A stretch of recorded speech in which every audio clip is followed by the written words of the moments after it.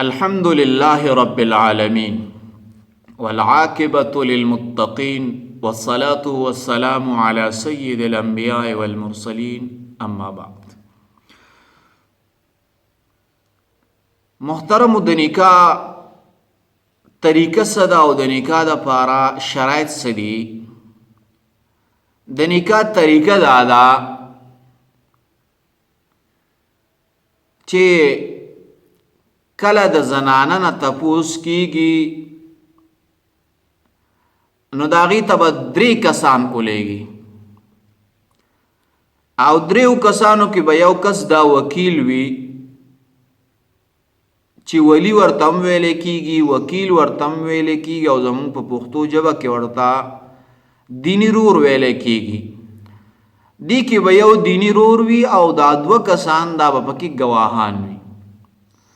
اوس دا دینی رور دا به د دغې زنانه نه تپوس کوي، د دغې جینۍ نه به تپوس کوي چې ستا نکاح ز پلانکي سره چې د پلانکي زوی دی د دومره مهر په عوض کې زه ستا نکاح هغه سره کوم، ستا اجازت دی. که چرې دغه جینۍ اجازت ورکي نو اوس دی دا نکاح د نکاح اختیارمن شه، دی به نکاح تړي. اوس د زنانه دا اجازت به څنګه وي؟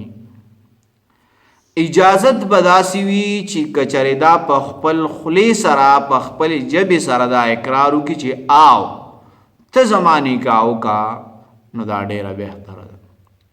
خو که چېرې دا په خپله خبره باندې سر وخوځوي چې آو زما دا نکاح وکړه نو هم جایز دی، یا دا خاموش پاتې شوه نو هم جایز دی. بیا به دغه 3 کسان دا لاړ شي او د هغه طرف نه به چې کم د واده الک وي یا د واده د الک وکیل وي، ولی وي، دیني رور وي، نو هغه به امام به عالم با خطبه وای او د هغې نه بعد کې به ایجاب او قبولو کی او مهر با مقرر کی. دا د نکاح طریقه.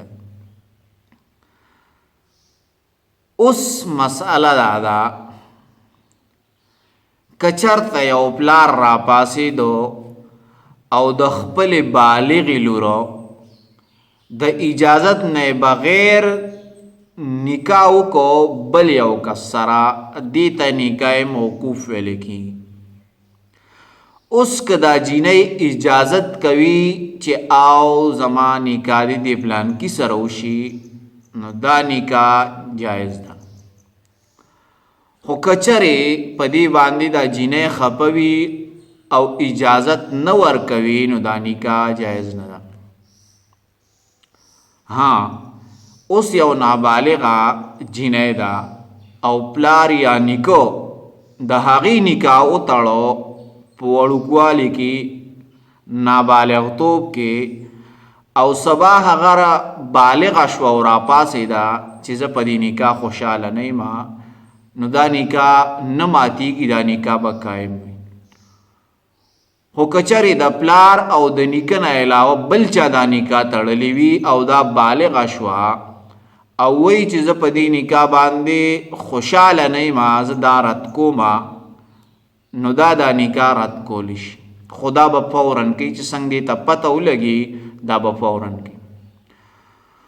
اوس د دې نه بعد کې 2 ګواهان دا ضروري دي، د جینۍ د طرف نه هم او د هلک د طرف نه هم.